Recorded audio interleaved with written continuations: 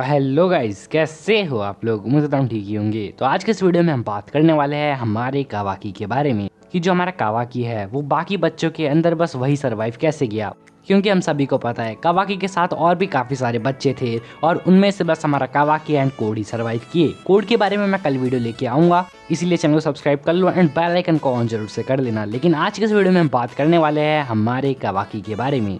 तो वीडियो काफी मजेदार होने वाला है, इसलिए वीडियो को एंड तक वॉच करना। और अगर अभी तक आपने हमारे चैनल को सब्सक्राइब नहीं किया है तो वहाँ पे जाके भी सब्सक्राइब का बटन दबा दो एंड डिस्क्रिप्शन में हमारे इंस्टाग्राम का भी लिंक दिया हुआ है, तो वहाँ पे जाके भी फॉलो कर लेना। तो बिना टाइम पर बात किए जल्दी से आज का ये मस्त सा वीडियो स्टार्ट कर लेते हैं।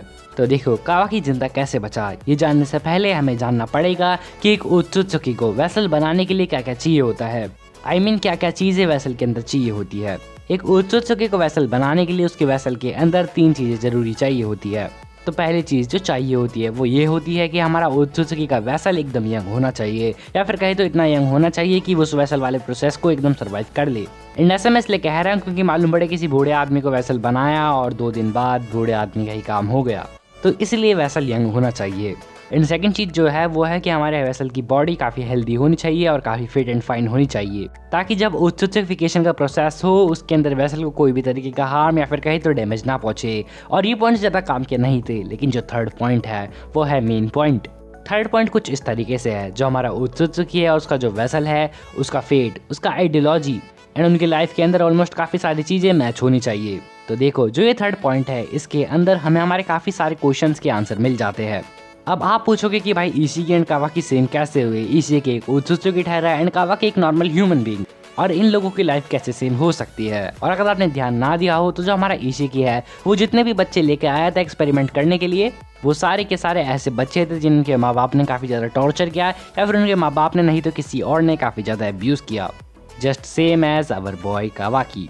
तो मानो या ना मानो हमारे कावाकी की एंड इशिकी की आइडियोलॉजी, उनका लाइफ और सारी की सारी चीजें ऑलमोस्ट सेम ही है। एंड अब कैसे है ये मैं वीडियो के अंदर थोड़ा सा आगे बताऊंगा।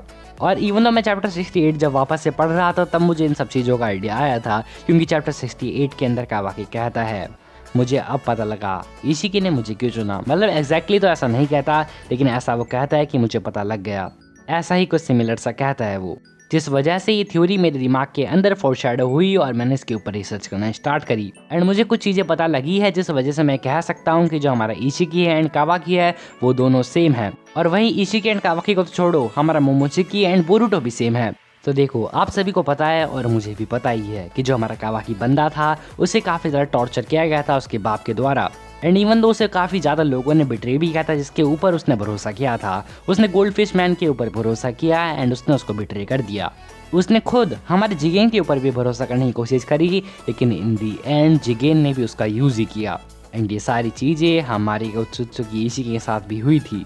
हमारे इशिकी ने उसके क्लैन वालों के ऊपर भरोसा किया, हमारे इशिकी ने उसकी पार्टनर कागुया के ऊपर भरोसा किया, but in the and Kaguya ने उसे बिट्रे कर दिया। उसके क्लैन वालों ने भी उसके ऊपर कुछ ध्यान नहीं दिया। पहली चीज़ तो ये कॉमन है हमारे इशिकी एंड कावाकी के अंदर, और जो सेकंड चीज़ कॉमन है वो ये है कि जो हमारा कावाकी है उसका भी कोई दोस्त नहीं है।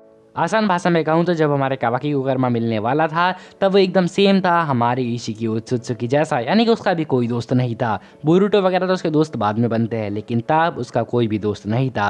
वो भी एक लोनर था, जस्ट सेम एज अवर इशिकी। इशिकी भी उसे बार बार कहता था किसी पे भरोसा मत करो, तुम्हें धोखा ही मिलेगा एंड ऐसा सब।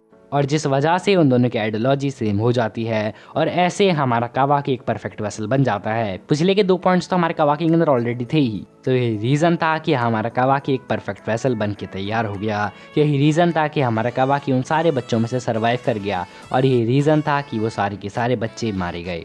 लेकिन फिर भी कोड जिंदा कैसे बचा, आपके मन में ये क्वेश्चन जरूर से आ रहा होगा, क्योंकि कोड के पास भी तो एक कर्मा है, भले ही वो वाइट हो तो क्या मतलब है, लेकिन फिर भी कोड क्यों जिंदा है इसके बारे में मैं कल वीडियो बनाऊंगा जो कि काफी ज्यादा ही ऑसम होने वाला है। And now let's talk about our Momoshiki and Boruto. तो मानो या ना मानो ये दोनों बंदे भी एकदम सेम है जैसे हमारा कावाकी एंड इशिकी है।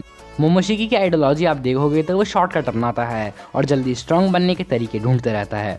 मोमोशिकी के पास उसके फ्रेंड्स भी है और वो एक अपर लेवल का बंदा है, just same age our boy Boruto Uzumaki. अगर आप बोरुटो को देखोगे तो वो भी एक ऊंचे दर का थोड़ा सा बंदा है। बोरुटो के पास भी काफ़ी सारे फ्रेंड्स है और बोरुटो भी एक अनोइंग ब्रैट है। अनोइंग ब्रैट था और बोरुटो भी शॉर्टकट अपनाता रहता था स्ट्रॉन्ग बनने के लिए। जैसे कि आप वो समय देख ही सकते हो जब हमारा बोरुतो उज़ुमाकी यूज करता है साइंटिफिक निंजा टूल को स्ट्रॉन्ग बनने के लिए। एंड हमारा मोमोटी सेनपाई भी कम नहीं है, उसने भी शॉर्टकट्स अपनाए हैं उसकी लाइफ के अंदर। उसने कागुया को बोला था कि वो हमारी इशिकी को बिट्रे कर दे एंड उसका चक्रा फ्रूट बनाकर प्रिजर्व रख ले। एंड हम सभी को पता है कि इशिकी ओत्सुत्सुकी ने ऐसा क्यों किया था। उसने ऐसा इसलिए किया था ताकि जब वो अर्थ पर आए तब उसे एक चक्रा फ्रूट बनाए मिले, और वो चक्रा फ्रूट और किसी का नहीं हमारे इशिकी ओत्सुत्सुकी का होता, जो कि खुद एक काफ़ी ज़्यादा ही पावरफुल ओत्सुत्सुकी है। एंड इशिकी का चक्रा फ्रूट खाने के बाद हमारा मोमोटी सेनपाई एक ही बार में काफ़ी ज़्यादा ही ताकतवर हो जाता। तो ये शॉर्टकट नहीं हुआ तो और क्या हुआ।